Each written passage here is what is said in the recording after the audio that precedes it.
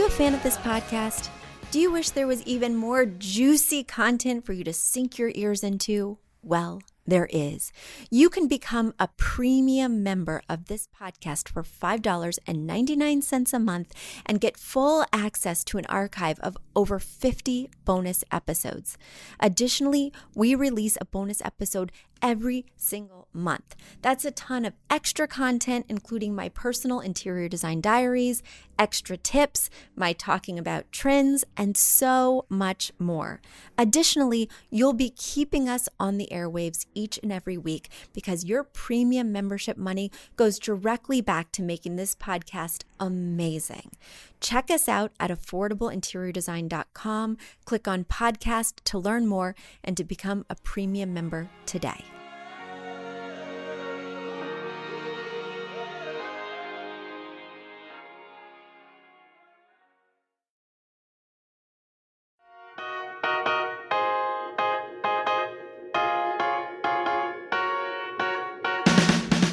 You don't need a high-end designer or a lot of money to get a luxe look.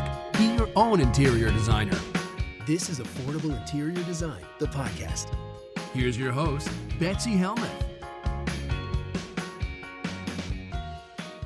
All right, everybody. It is great to be back with you. I hope you are having a safe and peaceful holiday season. It has been a really strange one for us over here. I am dealing month 4, ever since that summer Airbnb on the bad couch, with my herniated disc issue. I may finally succumb, even after all of your delightful advice and all of your wonderful emails encouraging me. I may finally succumb to the surgery. I've got it all scheduled for December 22nd. But in the meanwhile, I'm hoping for my Christmas miracle because that is really not the path I want to go down. Anyway, I digress. So on top of everything that everyone is dealing with COVID-19, then we all have our personal life issues, right? And then we have work, and then we have family. And I know my Thanksgiving was very different without family this year. It was a little bit sad and also sort of nicely casual. I have a very small family because my husband and I are both only children. And so we really usually only add 1 or 2 additional people to the mix when we have holiday get-togethers. Well, of course, this year we didn't add anyone to the mix. And so we didn't really have that many traditions we had to uphold. I normally get turkey and noodles and cranberry sauce and all the fixins and stuffing. My husband has his requirements. He needs his frozen corn. It's got to be on the table, as well as ham, steak, and other things. And this year we threw all that out the window. And we looked at the 4 of us, my husband, my 2 kids, and we said, what do we all like to eat? And the first answer is pizza, but come on, we didn't go that casual. The second answer is that 3 out of the 4 of us like steak, and that's about as big as a pool in my family that will agree on one meal as is possible. So my husband bought these really amazing steaks from the grocery store and we seasoned them, and I made Brussels sprouts and we had baked potatoes, and it took me about 15 minutes to prep everything. And then I had a glass of wine and kicked back with my bad back. And we had the most delicious meal. We got so obsessed with this meal, in fact, that we have decided that every Saturday night we will have this meal. And we had it again this past Saturday night, and it did not disappoint. So, while I think traditions kind of anchor us, not only to the past, but also to our present company, they really bring out the best in our family to eat what you've always eaten and to do things the way you've always done them. It can feel so ritualistic during a time that's just full of upheaval. But it can also be nice to just lean in to what's happening and say, how many of us really want to eat that stuff? Do I really want to slave over a hot stove when I can hardly stand up with my back? No. So I hope you all gave yourself some grace this holiday season and are taking it easy as well. I have a mailbag that has been accumulating and I can't wait to dig in. My first question comes from Jennifer, and she writes, Betsy, we have this empty stairwell which is freshly painted in a light cool gray. We don't really need more light on it, but I was thinking we could make this hallway interesting by adding a chandelier in the space. Is this a good idea or not? We used to have a hand-carved panel on the wall that you face as you head down the stairs, but it was always sort of dark, so no one ever noticed it. The other idea I have is a vertical painting with a spotlight on it. Do you have any better ideas? Thanks, Jenny. So Jenny, this stairway is narrow. It leads straight down to what appears to be a really colorful bird painting that has teal and sort of a golden sunset with a black frame and then a checkerboard blue and cream floor. Whereas the stairway leading down is just kind of a mid-tone wood color. And then you do have, as you look up, this big stretch of wall. In fact, a lot of people have that as they head down the stairs, as they look in front of themselves and to a little bit above, they see just a big, tall wall. What do we do with that wall? It can look very strange to put a piece of artwork on that wall because it's always going to be higher than eye level, or you're going to be far away when you're at its level. You'd be at the top stair and then your eye meets the painting at the appropriate height, but I can't see any details because I'm 8 to 10 feet away. As you get closer, of course, you can see the picture a little bit better, but you have to crane your neck and look up, which is awkward. I do think that a nice pendant light or small chandelier would be a really beautiful sculptural addition to this hallway because visually you do have a lot going on down the bottom of the stairs, right? With the checkerboard floor, the dramatic piece of artwork. The other thing that I would consider is a runner rug that goes down the stairs. I know that's a little bit of an investment, but it helps people to not slip when they have socks on. And also it adds some visual interest, another texture, an opportunity for pattern to camouflage stains that can really add to the luxe feeling of the space while also being practical. Another thing that people ask me about all the time when we have narrow stairways is, can I put artwork going up or down the stairs? Would that be appropriate? And my answer is always to do the chicken test, right? So you put your thumbs under your armpits and you flap your elbows up and down like a chicken. And if your elbows touch either wall, you do not have room to add artwork in that hallway, in that stairway. And the reason is because that kind of shows you how much space you're going to need to, say, carry a laundry basket up the stairs, carry your baby up the stairs, move up and down with boxes and bags, move through the hallway with your groceries. You do not want to always be bumping that artwork as you make your way through the space. It will feel tight and claustrophobic. So I'm glad you didn't ask me about that because based on this picture, it does look a little bit tight. And I really think a chandelier or interesting pendant coming down from the ceiling is the best way to go. And will also serve as kind of a sculpture because we've already gotten the painting, that 2D art taken care of. Let's incorporate some 3D art with a really dramatic light fixture. And now it's time for a quick commercial break. Do you love this podcast? Do you wish you could learn even more? Well, we have an online class bundle. Our online class bundle is comprised of 3 online classes: Beautifying Your Home for Less, Styling Your Home, and the Fundamentals of Feng Shui. Each one of those 3 classes is between 30 and 45 minutes long and chock-filled with visuals and tips, things that will help you to style your own space or help out with other spaces. Additionally, with the pack of 3 classes, you get an autographed copy of my book, Affordable Interior Design. You get all of that for only $99. Once again, that's the 3 online classes as well as the book for only $99. You just go to affordableinteriordesign.com/classes. Once again, affordableinteriordesign.com/classes to buy your bundle today. And if one of those classes sounded intriguing, but maybe you already have my book or some of the other topics are not of interest, you can buy the classes individually at that site as well. Each class is $40. So head over to affordableinteriordesign.com/classes to get your bundle or your online class today. let's move on to my next question, which comes from, well, she just calls herself C, so we'll just go with C. C writes, "Hello, Betsy. I absolutely adore your podcast. I am listening from the beginning, and I'm in the early 60s of your episodes. I have a question for you. I've always wanted a red oriental type rug, the kind you would put under your wood-tone piano, and you'd have bookshelves and plants around to create a beautiful, warm, relaxing space for making music and reading and talking with friends. But I have preschool-age kids. I have been seriously considering buying a Ruggable rug because they are machine washable. Have you had any experience with this brand?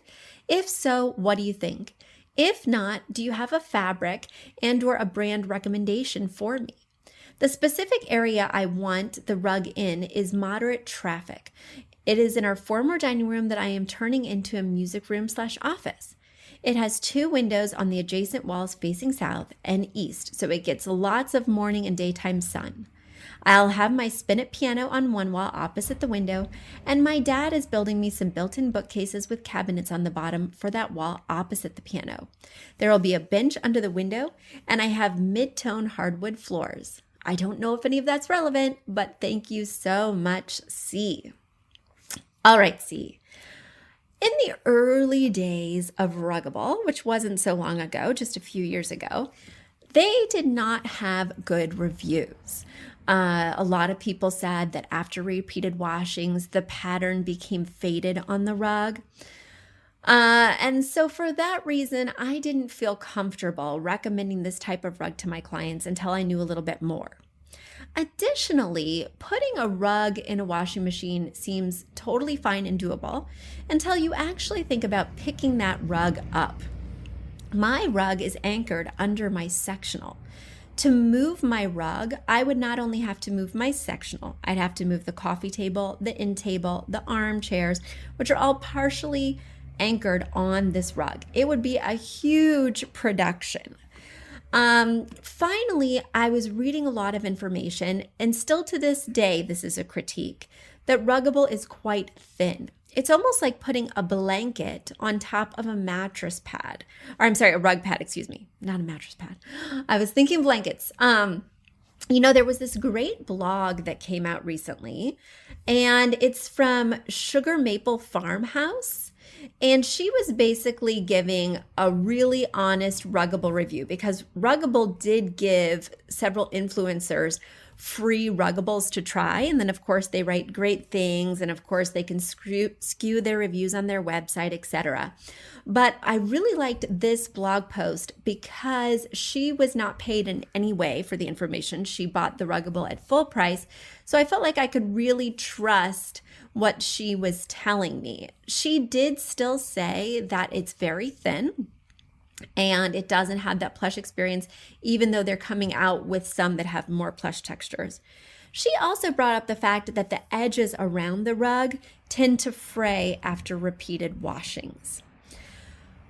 If I have a client who has naughty kids, naughty pets, is prone to spilling, this is the situation in some of my rooms in my home, especially now that I just got a brand new kitten and she's out of control.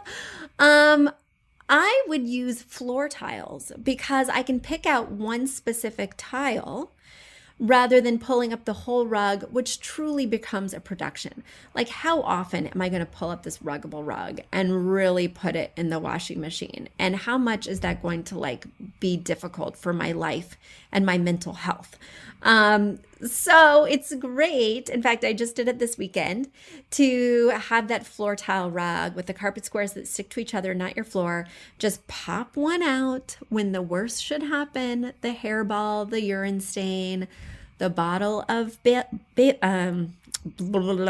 bottle of body wash, which is what happened in my kids' playroom. My daughter was making like an LOL paradise, and she filled one of the LOL, I think it was the Supa Deluxe Van Airstream situation. She filled its hot tub up with bubble bath, and it inevitably spilled all over the floor tiles. And of course, the more you scrub, the more the bubbles just accumulate. So I just popped that tile out and replaced it with a new one.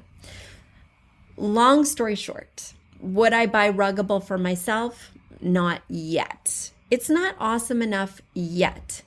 Would I recommend Ruggable for a client?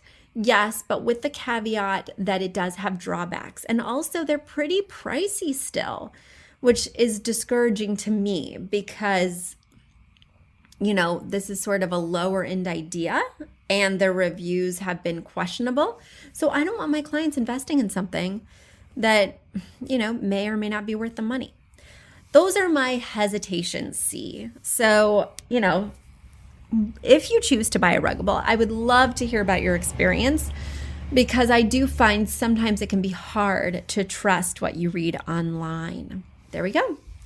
Let's move to my next question, which comes from Pia. Pia writes, "Hi Betsy, I am writing to you from Sweden. Perhaps you know that strange country in the northern part of Europe that still does its own version of social distancing in this pandemic. Anyway, I love your questions and answers on the podcast, so thank you for doing this during these trying times. I have a really strange question, and it's hard to find an answer anywhere, so I'm hoping that you'll find time to answer this one, even though it may not be a problem that too many people face. My 8-year-old son is headstrong. He has really strong views on colors and design. He does a lot of art, he loves Minecraft and Minions, and he hates his walls in his tiny room. He and his brother have another room for toys, crafts, and games. I would really love to redo whatever room we do in our house so that when the need arises, it's not like I suffer. Oh, and yes, he has an accident wall that I have painted. It's the only one in our whole house, so the room is definitely due for an update. And by accident wall, Pia, I imagine you mean accent wall, and I'm really excited that you're going to be painting over that. You go on. Here we go. Let's go back to your letter. So whatever he wants, I'm basically okay with it. And he wants yellow walls. Did you see that one coming? Pinterest and Google don't have many yellow room inspiration pictures. Now to my question. What can I do? I'm thinking warm gold, lion yellow is the way to go. What color should I complement it with to make this room not so vanilla, to cool it down? Is that even possible? Blue is not an option. I am not doing a Swedish flag room. That would be totally the wrong vibe. Green feels a bit too much of a jungle, and that is not right for my little boy artist vibe. And gray black are my only options to complement the yellow and warm tones. Is that right? Should I build an upholstered headboard to make the bed a bit softer? Do you see any other option to store books and papers and comics? Any other ideas for this tiny room? Plus, he really wants a Minecraft poster on his wall. There is some yellow at the bottom, which is a similar color as to what I'm thinking to paint in his room. But let me just explain the Minecraft poster to everyone listening. It basically is kind of a gradation of lots of rainbow colors, from deep saturated purple to navy to like a sky blue, then a bit of a grass green going down to red, and then this super goldenrod yellow, just to kind of set the scene. Your ending to your letter goes something like this. Betsy, should I just disappoint him and force him to choose another color? This is becoming too hard. I need your help, please. Then you have an amazing PS, which I will read to everyone after I solve this initial dilemma. All right, Pia. You know what I think is so exciting? I think it is so exciting that your son is really into design. I love that he has strong opinions. I love that he has a vision already for his space. These are traits that I would want you to foster as you are living with him, as you are helping him to discover who he wants to be as he grows up. My son couldn't care less. The only time my son ever said anything about his decor was when we put up Star Wars decals, because he loves Star Wars. And then, and also his dad loves Star Wars. Let me just put that in there.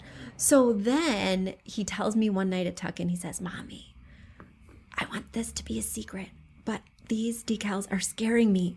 Don't tell Daddy. Because he knew his dad would be so disappointed that the Star Wars decals were coming down.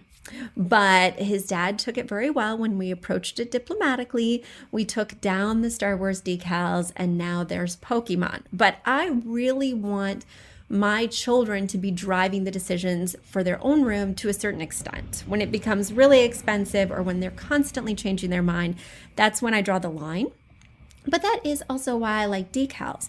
Once you guys can compromise or come up with that foundational wall color, whether it's yellow or something different, then you can add those decals that really steal the focus and make the room more lively and exciting. The one problem I have with yellow in a child's bedroom is that yellow is a color of energy, mental and physical enlightenment. And so he might find himself having trouble going to sleep. In my home, my son's room is like a powder blue. My daughter's room is like a robin's egg teal. And I've saved the yellow for the playroom because that's a place where I want them to get their energy out, to be quite stimulated, to have fun, things like that. If you're going to go with yellow, make sure that he doesn't have a sleeping issue, but also you want to go with like a very muted yellow. So don't take your cues from that really loud Minecraft poster. Instead, I would be looking at, a mild wheat color, something very toned down. So that way, it's a room that you could then use in the future in a different way. My dining room is also yellow, but it also looks slightly more sophisticated because when I'm painting a room, I like to think of this room having longevity for the child. You don't want to paint again for another 5 years, ideally, and he's 8 right now. So what would be a good compromise color? Like maybe we do like a heather gray, and then we give him a really decadent yellow duvet. Maybe we give him those light gray walls and do like a yellow type carpet or rug, right? There are other ways to incorporate the yellow without it being the wall paint if you are worried about sleep issues. If you're not worried about sleep issues, go ahead and use a muted tone. I think that is a perfect compromise. I also think green would be really fun to play with, and it's not in the Swedish flag. You could do something like a really mellow sage, or one of my favorites, even though you probably don't have Benjamin Moore in Sweden, is Benjamin Moore's gray cashmere, because in some lights it looks gray, in some lights it looks green.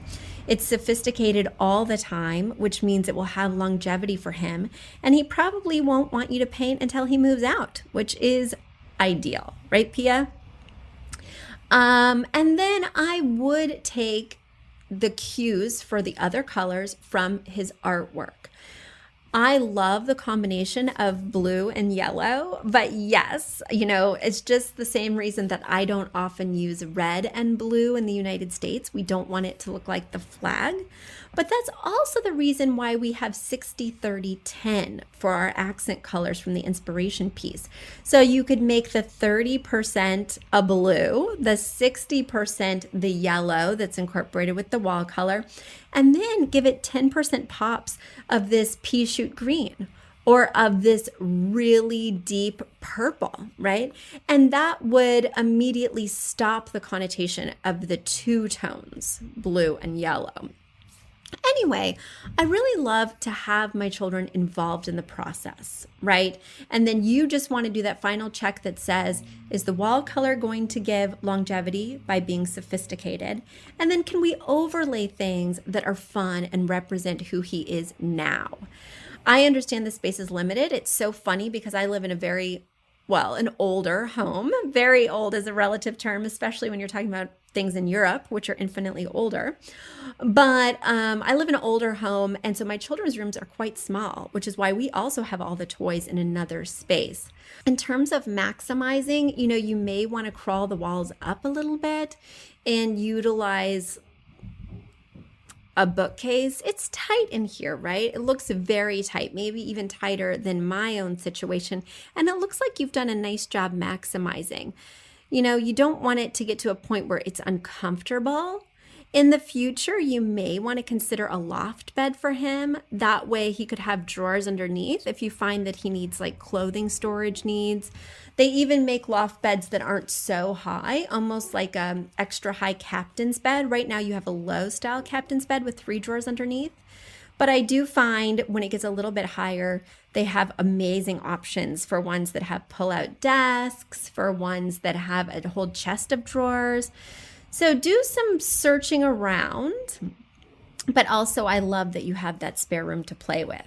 Now, Pia, let's get to your PS. You write, Betsy, just a small comment on something that you mentioned in one of the episodes. You said, if you have a woodworking husband, it made me annoyed. Women can also do woodwork. It's not exclusive for men. I do woodwork all the time. My husband, not so much. And why should husbands be forced to do the woodwork that the wife wants? And what if she had a wife and not a husband? I have built the headboard in my boys' room. I built the desk. I put the IKEA bed together. And I don't live in 1952, even though I do love the mid-century style. Sorry for the rant, but those offhand stereotypical comments really annoy me. Pia, I could not agree with you more. Offhand stereotypical comments annoy me. You know, guys, I look over your letters. I prepare somewhat in advance, right? I have my ideas of what I'm going to talk about. I have my points right down on paper, but oftentimes I'm just speaking off the cuff, and I don't even remember what I said 10 minutes later. Well, I certainly don't remember saying this, Pia, because I cannot agree with you enough. You know, around my house, I'm the one who changes the light bulbs. I'm the one that assembles the tables. I'm the one who does that stuff with my hands. And my husband, yeah, not so much. So I completely get it. And I am sorry that I said that because I really feel like gender stereotypes are a huge problem. Luckily, I feel in this day and age, we're moving away from that and we've got much broader thinking. And, you know, I'm really excited about that. And of course, I love that people could have partners of the same sex. You do not need a man to do woodworking. So I'm not sure where that comment of mine came out of, but I do want to apologize for it because it certainly does not reflect how I feel or how I live.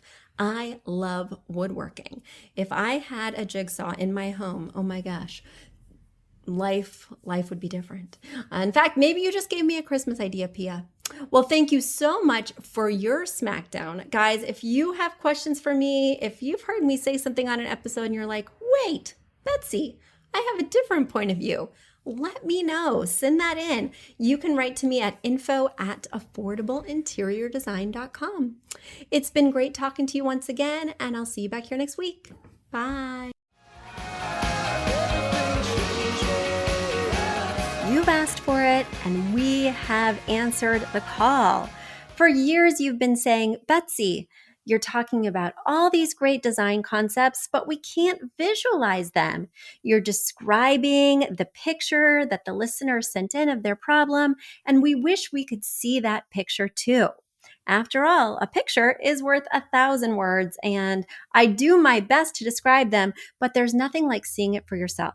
And that's why Affordable Interior Design, the podcast, now has a YouTube channel. Not only do we have a YouTube channel where you could see recordings and clips of these podcast episodes, we also have an Instagram, a Facebook, and so many other exciting things. You should check it out. Head over to affordableinteriordesign.com/links. Once again, affordableinteriordesign.com/LINKS. links. And when you go there, you will see links to our YouTube page, our Instagram page, our Facebook page, and more. Please check it out, follow and subscribe so you can see everything I'm talking about.